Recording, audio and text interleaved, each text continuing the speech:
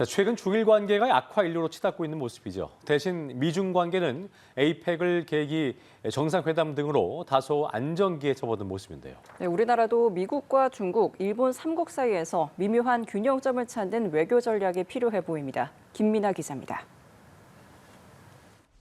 다카이치 사나의 일본 총리의 대만 유사시 개입 발언으로 촉발된 중일 갈등. 중국은 UN, IAEA 등 국제 무대에서 일본을 향해 연일 공세를 퍼붓고 있습니다. 우리 정부는 일단 양국 갈등에 거리를 두는 모습입니다. 현재 상황을 냉철하게 지켜보고 대한민국 국익이 극대화될 수 있도록 최선을 다해야 되지 않을까 싶습니다. 이 대통령은 G20 정상회의장에서 다카이치 일본 총리와 리창 중국 국무원 총리를 연달아 만났다며 양측과의 회동에서 한국 입장을 충실히 설명했다고도 덧붙였습니다. 관세 문제를 놓고 최악으로 치달았던 미국과 중국은 부산 정상회담에 이어 트럼프 대통령의 내년 방중으로 해빙기에 접어들었습니다. 트럼프 대통령도 이런 분위기를 의식한 듯 다카이치 총리와 시진핑 중국 국가주석과 각각 통화했지만 대만 관련 언급은 공개적으로 하지 않았습니다. 전문가들은 한미 정상회담과 팩트시트 발표로 미국의 대중국 견제 압박 동참이 당분간은 거세지 않을 거라고 봤습니다. 한미 관계에 있어서 우리는 굉장히 좀 여유가 생긴 거죠. 중간선거 놔두고 지역과 협력을 통해서 일자리 창출 이런 부분에 대해 강조할 거니까 협력 기조가 내년에도 갈 거라고. 다만 외부적으로는 전략적 모호성을 유지하되 대만 유사시 우리가 취해야 할 입장을 정리해야 한다고 제언합니다. 대만 유사 사태에 있어서 우리가 정보를 교환한다거나 물자를 제공한다거나 이러한 이야기들이 있을 수 있을 것 같아요.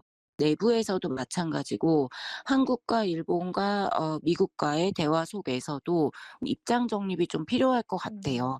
한미 동맹을 기반으로 현재의 한일 관계 흐름을 유지하면서 한중 관계 개선도 꾀할 수 있는 외교적 묘수가 필요해 보입니다. 연합뉴스 TV 김민아입니다.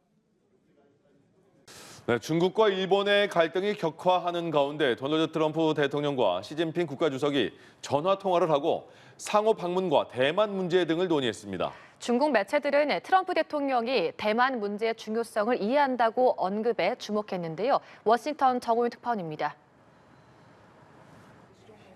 지난달 말 한국에서 만나 소통하며 미중 관계에 훈풍을 예고했던 트럼프 미국 대통령과 시진핑 중국 국가주석. President Xi is a great leader of a great country, and I think we're going to have a fantastic relationship for a long period of time.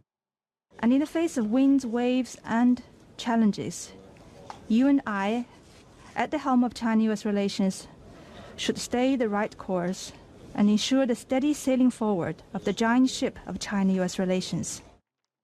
두 정상이 3주 만에 전화 통화를 갖고 상호 방문 계획을 확정했습니다.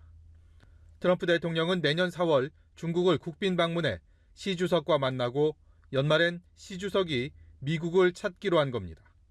미국 대통령이 가장 최근에 중국을 찾은 건 트럼프 집권 1기 당시였던 2017년이었고 시 주석의 미국 국빈 방문은 10년 전인 2015년이 마지막이었습니다.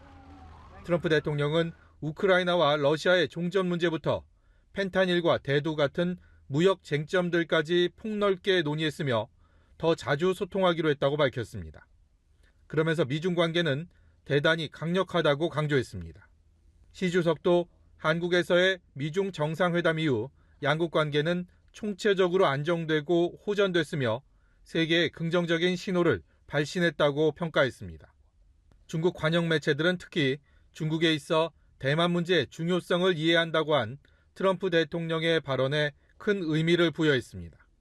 최근 다카이치 사나의 일본 총리의 대만 유사시 개입 발언으로 중국이 발끈한 상황에서 최소한 미국은 일정 거리를 두겠다는 취지로 해석하는 분위기입니다.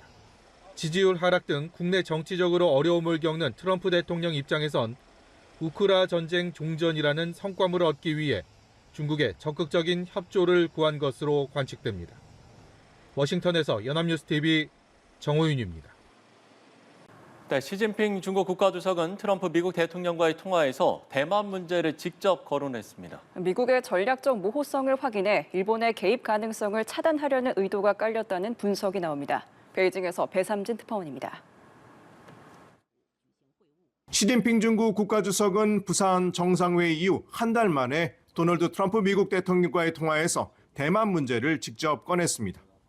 지 주석은 대만의 중국 복귀는 전후 국제 질서의 핵심이라고 강조했고 트럼프 대통령은 대만 문제의 중요성을 이해한다고 답한 것으로 전해졌습니다.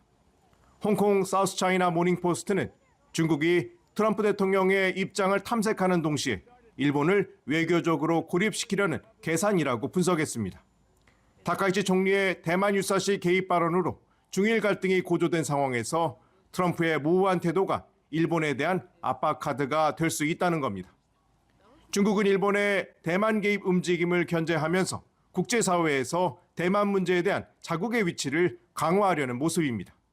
일각에서는 중국이 2차 대전 승전국 대 패전국 구도를 다시 부각하며 일본의 발언권을 낮추려는 전략이라고 보고 있습니다. 대만 문제를 전후 처리의 연장선으로 규정해 일본의 군사적 개입 명분을 약화시키려는 의도입니다. 중국이 트럼프의 거래적 성향을 활용해 대만 문제를 미중 무역 협상과 연계하려 할 수 있다는 전망도 나옵니다.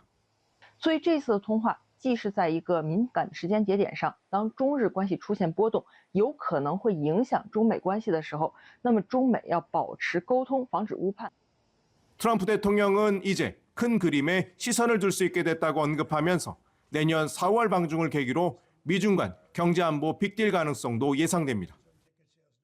시진핑 주석이 트럼프 대통령에게 먼저 통화를 제안한 건 이례적이란 평가인데 대만 문제를 활용해 미일 공조에 전략적 균열을 내려는 계산도 깔렸다는 분석입니다. 베이징에서 연합뉴스TV 배삼진입니다.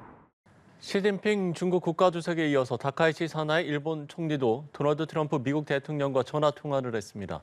대만 문제를 놓고 중국과 일본의 갈등이 격화하는 가운데 다카이치 총리는 미일 동맹 강화 등 여러 과제에 대해서 의견을 교환했다고 밝혔습니다. 이지훈 기자입니다.